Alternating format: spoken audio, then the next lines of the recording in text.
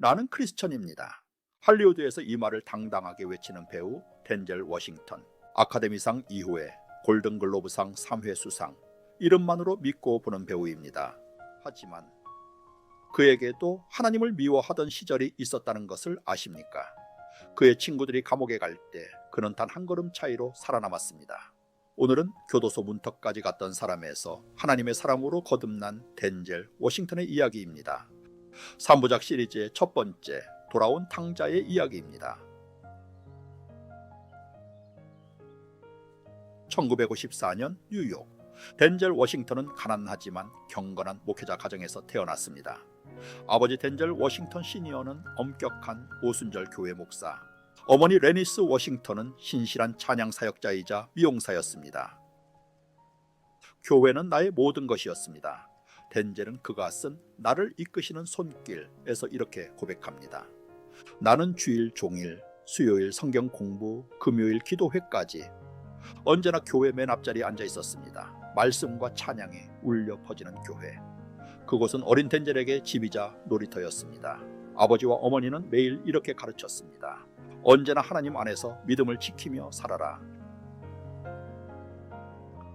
하지만 이 평화로운 시간은 오래가지 못했습니다. 부모님이 이혼했기 때문입니다. 신앙은 깊었지만 성격은 너무 달랐던 두 사람. 보수적인 아버지와 진취적인 어머니는 물과 불처럼 충돌했습니다. 그 후 어머니와 살게 된 덴젤. 그러나 그의 마음에 혼란의 폭풍이 몰아쳤습니다. 10대가 되어 맞이한 사춘기의 혼돈이 수렁으로 몰아넣었습니다. 목회자인 아버지가 가르쳐준 세상에는 빛과 어둠밖에 없다는 가르침이 힘을 잃어가고 있었습니다.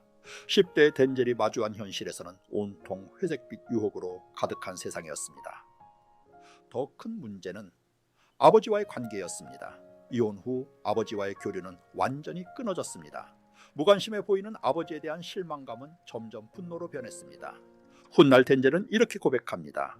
1991년 아버지 장례식에서 나는 단 한 방울의 눈물도 흘리지 않았습니다.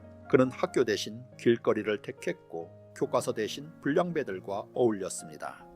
덴젤은 이 시기를 이렇게 회고합니다. 매일매일 나는 교도소를 향해 한 걸음씩 걸어가고 있었습니다. 그리고 그날 밤이 찾아왔습니다.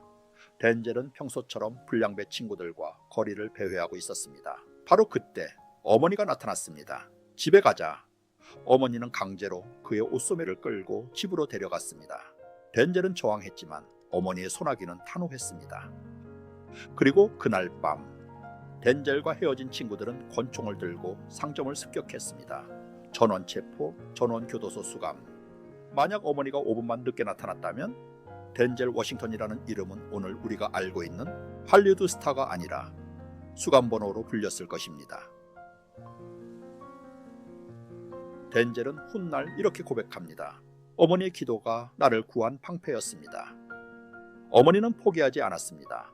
아들을 나쁜 친구들로부터 떼어놓기 위해 멀리 떨어진 사립학교로 전학시켰습니다. 하지만 방황은 쉽게 끝나지 않았습니다. 그러던 어느 날 덴젤은 학교 관계자로부터 충격적인 이야기를 듣습니다. 너희 어머니는 매주 $5, $7씩 쌈짓돈을 쪼개어 보내고 계신단다. 미용사 일을 하며 근근히 생계를 유지하는 어머니. 비싼 사립학교 등록금을 감당하기 위해 매주 한 푼, 두 푼 모아서 보내고 있었던 것입니다. 그 순간 탕자의 얼어붙었던 마음이 조금씩 녹아내리기 시작했습니다. 덴젤이 20살 되던 해 어느 날 어머니가 운영하는 미용실에 들렀습니다. 그곳에는 어머니의 오랜 교회 지인이 있었습니다.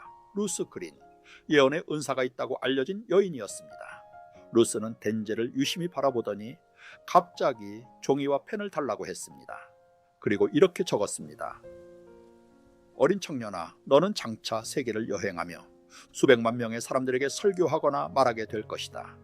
덴젤은 그 파란색 종이를 받아들었습니다. 그리고 평생 지갑에 넣고 다녔습니다. 하나님이 자신을 포기하지 않으셨다는 것, 하나님이 자신을 부르고 계신다는 것을 서서히 알아가고 있었습니다. 탕자는 마침내 고개를 하나님을 향하여 하나님이 계신 집으로 방향을 돌리기 시작했습니다. 덴젤은 배우가 되어 할리우드로 갔습니다. 하지만 1980년대 할리우드는 영적 황무지였습니다. 1960년대에는 아침에 만나면 굿모닝이라는 인사 대신 어느 교회 다니세요? 라고 물었다면 1980년대에는 술과 마약, 방탕함이 일상이었습니다. 덴젤은 유혹에 흔들릴 때마다 지갑 속 예언 쪽지를 꺼내봤습니다.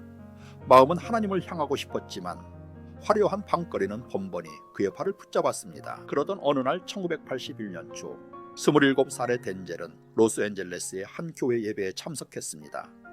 설교가 끝나고 결단의 순서가 되었습니다. 모두 앞으로 나가 제단 아래서 기도하는 시간이었습니다.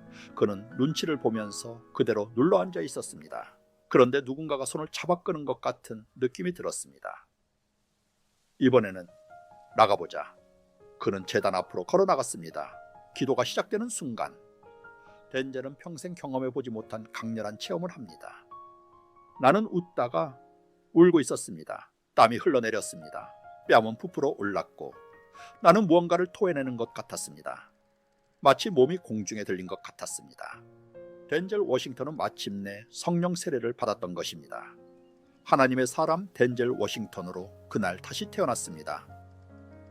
그런즉 누구든지 그리스도 안에 있으면 새로운 피조물이라 이전 것은 지나갔으니 보라 새 것이 되었도다 라는 말씀이 이루어진 것입니다. 탕자가 집으로 돌아왔습니다. 방황하던 시절도 있었습니다. 하나님을 미워했던 때도 있었습니다.